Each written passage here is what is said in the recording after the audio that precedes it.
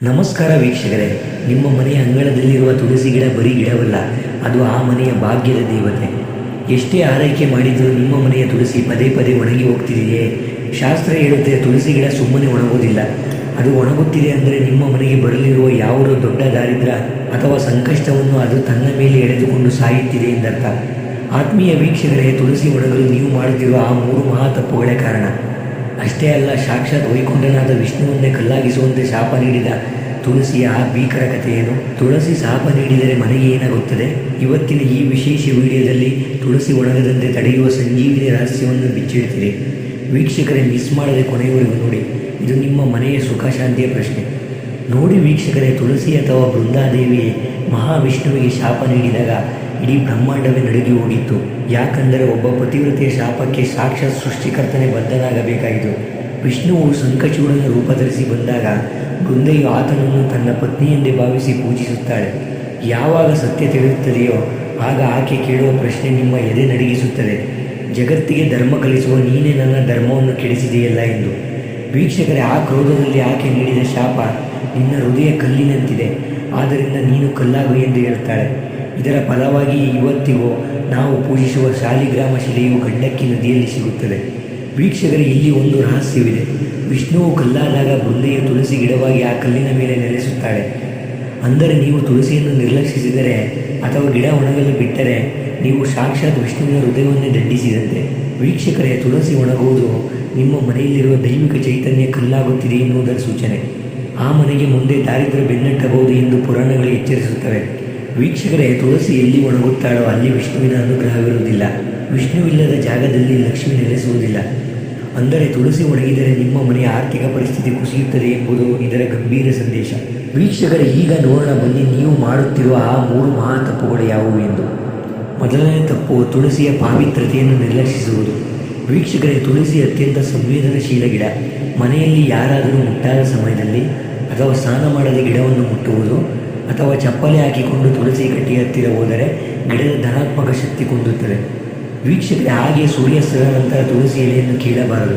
ರಾತ್ರಿ ವೇಳೆ ತುಳಸಿ ದೇವಿ ವಿಶ್ರಾಂತಿ ಪಡೆಯುತ್ತಿರುತ್ತಾಳೆ. ಆ ಸಮಯದಲ್ಲಿ ಅವಳನ್ನು ಮುಟ್ಟುವುದು ಶಾಪಕ್ಕೆ ಕಾರಣವಾಗಬಹುದು. ಇದು ಗಿಡ ಒಣಗಲು ಪ್ರಮುಖ ಕಾರಣ. ಇನ್ನು ಎರಡನೇ ತಪ್ಪು: ಒಣಗಿದ ಮಂಜರಿಯನ್ನು ಗಿಡದಲ್ಲಿ ಬಿಡುವುದು.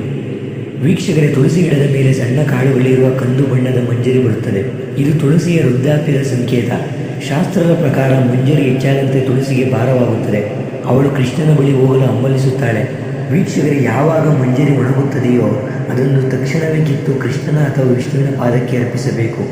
ಹೀಗೆ ಮಾಡುವುದರಿಂದ ತುಳಸಿಗೆ ಮುಕ್ತಿ ಸಿಗುತ್ತದೆ ಮತ್ತು ಗಿಡ ಮತ್ತೆ ಹೊಸದಾಗಿ ಚಿಗುರುಡೆಯುತ್ತದೆ. ಮಂಜರಿ ಕಿತ್ತರೆ ತುಳಸಿ ಸಾಯುವುದಿಲ್ಲ, ಬದಲಾಗಿ ಪುನರ್ಜನ್ಮ ಪಡೆಯುತ್ತಾಳೆ. ಇನ್ನು ನೀವು ಮಾಡುತ್ತಿರುವ 3ನೆಯ ತಪ್ಪು ದಿಕ್ಕು ಮತ್ತು ಮುಳ್ಳಿನ ಗಿಡಗಳ ಸಹವಾಸ. ವೀಕ್ಷಕರೇ, ತುಳಸಿ ಗಿಡ ಸದಾ ಈಶಾನ್ಯ ಅಥವಾ ಉತ್ತರ ದಿಕ್ಕಿನಲ್ಲಿರಬೇಕು. ದಕ್ಷಿಣ ದಿಕ್ಕಿನಲ್ಲಿ ತುಳಸಿ ಇಟ್ಟರೆ ಅದು ನಿಮ್ಮ ಮನೆಗೆ ದಾರಿದ್ರ್ಯ ತರುತ್ತದೆ ಮತ್ತು ಗಿಡ ಬೇಗ ಒಣಗುತ್ತದೆ. ವೀಕ್ಷಕರೇ, ನೆನಪಿಡಿ, ತುಳಸಿ ಕಟ್ಟೆಯ ಹತ್ತಿರ ಯಾವುದೇ ಮುಳ್ಳಿನ ಗಿಡಗಳು ಅಥವಾ ಶೋ ಗಿಡಗಳನ್ನು ಬೆಳೆಸಬೇಡಿ. ಗಣೇಶನ ವಿಗ್ರಹವನ್ನು ತುಳಸಿ ಕಟ್ಟೆಯ ಹತ್ತಿರ ಇಡಬೇಡಿ, ಯಾಕಂದರೆ ಗಣೇಶನಿಗೆ ತುಳಸಿ ಅರ್ಪಿಸುವುದು ನಿಷೇಧ. ಇನ್ನು ಅಶುದ್ಧವಾದ ನೀರನ್ನು ಮರೆತು ಕೂಡ ತುಳಸಿ ಬುಡಕ್ಕೆ ಹಾಕಬೇಡಿ. ವೀಕ್ಷಕರೇ, ಈಗ ಹೇಳ್ತೀನಿ ಬನ್ನಿ ತುಳಸಿ ಪುನರ್ಜನ್ಮದ ಸಂಜೀವಿನಿ ರಹಸ್ಯ ಮತ್ತು ಮಹಾಪರಿಹಾರವನ್ನು. ವೀಕ್ಷಕರೇ, ನಾವು ಇಲ್ಲಿ ಹೇಳುತ್ತಿರುವುದು ಕೇವಲ ಸಲಹೆ ಅಲ್ಲ, ಒಣಗುತ್ತಿರುವ ಗಿಡವನ್ನು ಬದುಕಿಸುವ ಅಥವಾ ಹೊಸ ಶಕ್ತಿ ತುಂಬುವ ತಾಂತ್ರಿಕ ವಿಧಾನವಾಗಿದೆ. ವೀಕ್ಷಕರೇ, ಒಂದು ವೇಳೆ ನಿಮ್ಮ ಮನೆಯ ತುಳಸಿ ಈಗಾಗಲೇ ಒಣಗಿದ್ದರೆ ಅಥವಾ ಹಳದಿ ಬಣ್ಣಕ್ಕೆ ತಿರುಗಿದ್ದರೆ ಕೇವಲ ನೀರು ಹಾಕಿದರೆ ಸಾಲದು, ಅದನ್ನು ಶಾಸ್ತ್ರೋಕ್ತವಾದ ಜೀವದಾನ ಮಾಡಬೇಕು.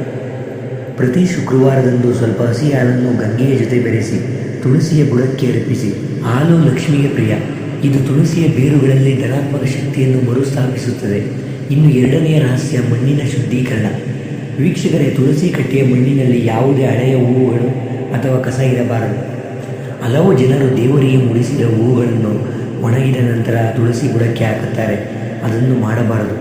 ತುಳಸಿ ಬುಡಕ್ಕೆ ಸ್ವಲ್ಪ ಅರಿಶಿಣ ಮತ್ತು ಚಂದನವನ್ನು ನೀರಿನಲ್ಲಿ ಬೆರೆಸಿ ಚಿಮುಕಿಸಿ. ಅರಿಶಿಣವು ಕ್ರಿಮಿನಾಶಕ ಮಾತ್ರವಲ್ಲ, ಅದು ಗುರುವಿನ ಸಂಕೇತ. ತುಳಸಿ ಮತ್ತು ಗುರುವಿನ ಮಿಲನವಾದರೆ ಆ ಮನೆಗೆ ಬ್ರಹ್ಮ ವರ್ಚಸ್ಸು ಬರುತ್ತದೆ. ಇನ್ನು 3ನೇ ಪರಿಹಾರ: ದೀಪಮಂತ್ರ ಶಕ್ತಿ. ವೀಕ್ಷಕರೇ, ಸಂಜೆ ವೇಳೆ ತುಳಸಿ ಗಿಡದ ಮುಂದೆ ದೀಪ ಹಚ್ಚುವಾಗ ಕೇವಲ ದೀಪ ಹಚ್ಚಬೇಡಿ, ಓಂ ತುಳಸಿಯೇ ನಮಃ ಎಂದು ಜಪಿಸಿ.